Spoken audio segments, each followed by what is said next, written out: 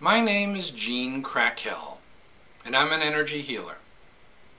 Nearly any quantum physicist will tell you that everything is energy. Your body's energy, your spirit's energy, the air is energy. Words are energy, sound is energy, food is energy. The quality of the food that you put into your body to some extent determines the quality of your health. Thoughts are energy, and the quality of your thoughts to some extent determine the quality of your future. Now, because everything is energy, every part of a person, physical, mental, emotional, and spiritual, can be accessed and changed through energy work.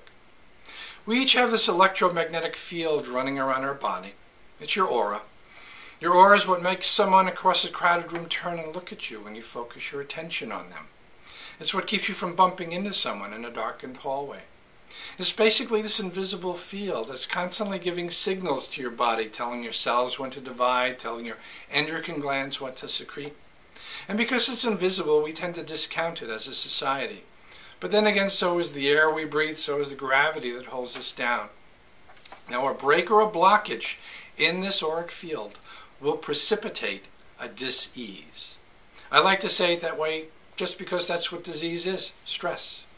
It can be caused by any form of trauma, a physical injury, or an emotional loss.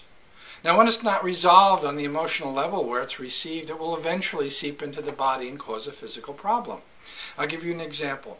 I had a fellow who came to see me a while back. He'd had 2 heart attacks. And as soon as he sat down on my couch, I felt his broken heart. Now, I'm what's called an empath. I feel what other people are feeling. And so I just started asking him questions. I said, "How long have you had this?" And he said, 3 years. So it occurred to me to ask, what happened right before that?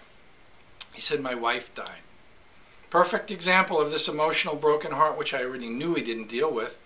But I asked him the question anyway. Did you grieve a lot? Did you try to get rid of it? And he said, "Well, I've been taking a lot of drugs. I drink a lot." And he didn't solve the problem. So this emotional broken heart of his seeped into his body and caused a literal broken heart, a heart attack. Now, the body's a tremendous metaphor that gives us the emotional causes of our physical stuff.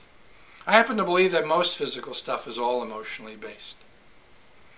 Now, all living things are absorbing energy from the universe. Human beings take in this energy through these things called chakras. All a chakra is a valve where energy enters and exits the body, nothing that mystical. We have about 200 of them throughout the body. But there are only 7 major chakras that I deal with, which run from the tip of the spine on up to the top of the head. Now, the fascinating thing about them is that each one of them has its own issues. And an unresolved issue will cause a blockage in that particular area, preventing energy from going in and servicing the organs in that area.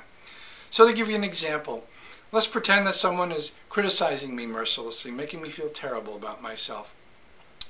Now, the issue for self-esteem has to do with the 3rd chakra, which is in the solar plexus area.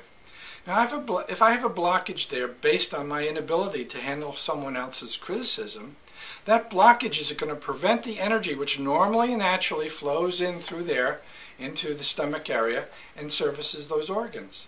Now it's going to stop it. Guess what? I'm going to get an upset stomach. I might get ulcers. You see the correlation between the unresolved issue blocking the energy coming in and then the body breaking down as a result. Now, as a healer, and the term healer is kind of a misnomer. I don't really heal anything. I'm more of a facilitator. I channel energy through my body. I pull it in from the earth. I pull it in from up above. I have a lot of friends upstairs that I call upon. They're very gracious with their energy.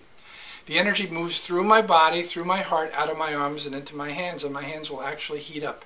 They get very, very hot. And what I do is I place my hand on the spot that's blocked on the chakra. I send the energy through the chakra of my client, which unblocks the chakra. But 9 times out of 10, whenever I energize a client's chakra, the issue that's blocking it will surface for the person. They might re-experience a memory of something or an emotion. When this happens, we get rid of it energetically. Since everything is energy, I get the person to unlock and release the negative stuff. And like a vacuum cleaner, I pull it out of them and into my own body. Now, having done this for many, many years, I realize that most of us would rather have our own pain, our own stuff, than nothing at all, because we fear having nothing inside. People like to have things. You give a person a house, what do? They fill it with stuff, with furniture. You give a spirit a body, what do? They fill it with emotional stuff. We like our soap operas. Why, I don't know, but we do. And so we tend to hold on to it. This is why therapy takes so long. The therapist is kind of yanking it out continually, one piece at a time. And the therapist will get to the point where they've almost gotten rid of it all, and then the client will clam up. Because if they let go of that last bit, they've got nothing inside, and having nothing inside is terrifying to a being. So the way that I get around their reluctance to let go is that as I'm pulling it out with one hand, I'm pumping in warm, loving energy with the other. Now, love is the key. Love is the most important thing there is. It's that gift that you can give to someone that will last in eternity. It's that piece of God that's inside of each of us that allows us to connect up with each other on a very deep emotional and spiritual level. And it's pretty much the only substance that's of any value that we take with us when we leave this planet. We also take our wisdom and our stuff, and the stuff is what we try to get rid of in the session. So the way that I work is that I start out with a guided visualization which will help you relax.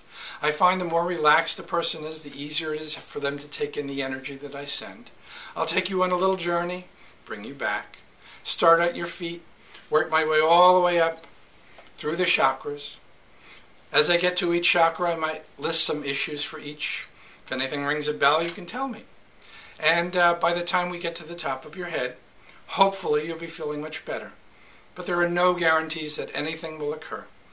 I can't guarantee anything because it's really not up to me, but I can tell you that a good 99%, if not more, of the people who come to me leave feeling much, much better.